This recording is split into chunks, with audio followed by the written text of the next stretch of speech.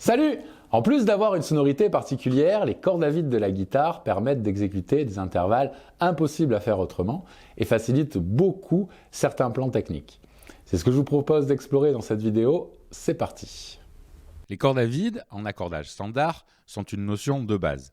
En effet, tout apprentissage sérieux de la guitare commence par cela, indispensable ne serait-ce que pour s'accorder. Mais leur sonorité particulière et leur facilité d'exécution permettent aussi de les exploiter à des niveaux beaucoup plus avancés. Commençons tout d'abord avec ce plan très classique basé sur la célèbre pentatonique de mi mineur. Ici, l'utilisation de cordes à vide permet une vitesse d'exécution importante sans trop d'efforts grâce à la technique du pull-off. Attention toutefois à être bien régulier, à travailler doucement puis accélérer petit à petit.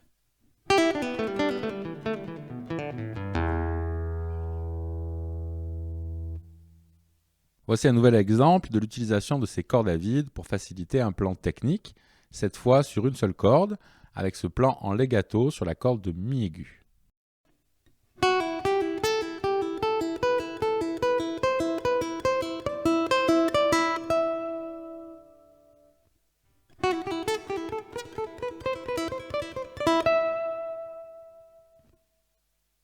On remarque dans ce plan en mi mineur que l'utilisation d'une corde à vide permet de jouer de très grands intervalles de manière assez facile.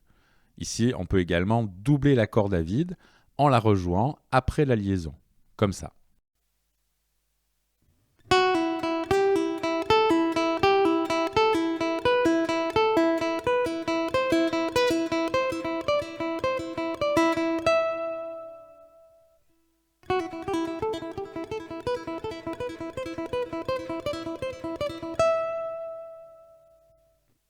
Voici un autre plan en legato, cette fois par groupe de 3 notes et en sol majeur sur la corde de sol. Je vous encourage à répéter ce genre de plan sur d'autres cordes et dans d'autres tonalités.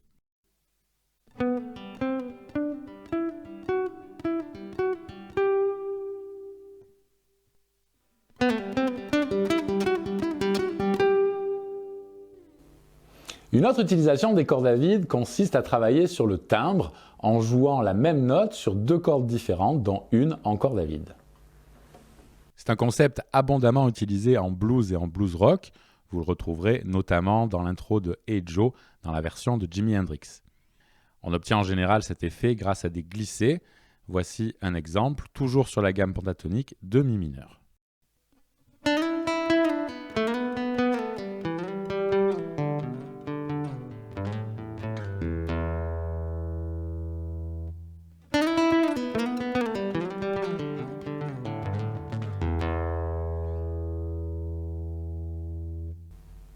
Vous pouvez également intercaler ces cordes à vide à l'intérieur de vos gammes afin d'obtenir un effet de harpe très intéressant.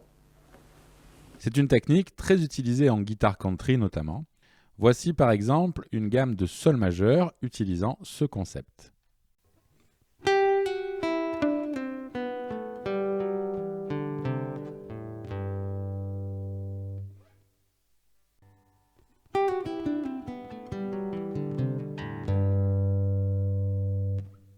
À vous d'appliquer ce concept à d'autres gammes, sachant que quasiment toutes les gammes majeures possèdent en elles des cordes à vide. En plus de faciliter certains plans techniques, les cordes à vide peuvent vous permettre aussi d'obtenir de très beaux accords. En voici quelques exemples. Commençons avec cette position de Ré mineur, enrichie de sa 9e et de sa 11e.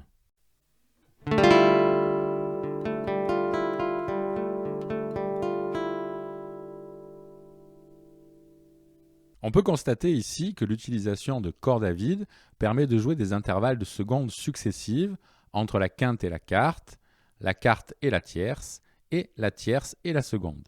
C'est ce que l'on appelle un cluster, c'est-à-dire un accord structuré en succession de secondes. Cette succession serait impossible avec un accordage standard sans l'aide de cordes à vide.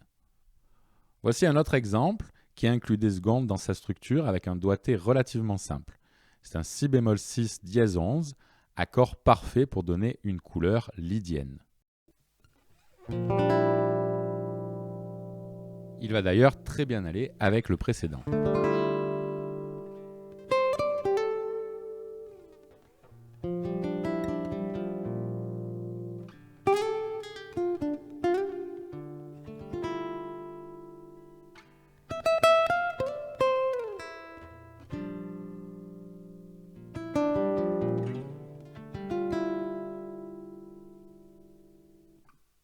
Voici un dernier exemple, un peu plus étiré, qui permet d'obtenir un La bémol majeur 7, avec toujours un intervalle de seconde dans sa structure, ici entre la fondamentale et la septième majeure.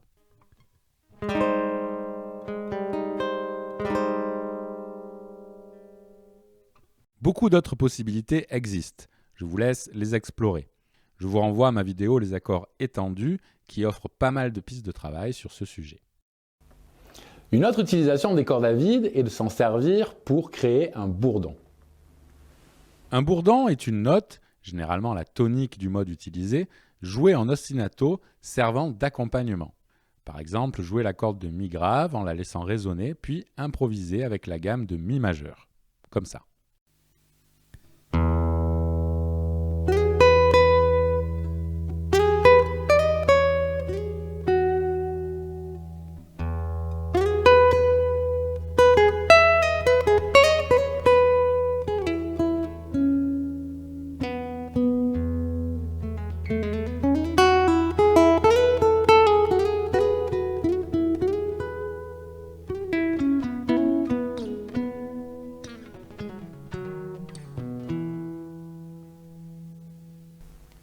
Je vous encourage à essayer la même chose avec d'autres modes, d'autres cordes à vide, ou éventuellement même en désaccordant une des cordes à vide pour obtenir encore plus de possibilités.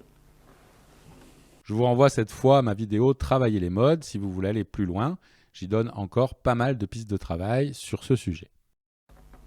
Et voilà, ce cours est terminé, j'espère qu'il vous a plu. Si c'est le cas, n'hésitez pas à vous abonner, à me laisser un commentaire si vous avez des questions. Vous pouvez également soutenir la chaîne sur ma page Tipeee.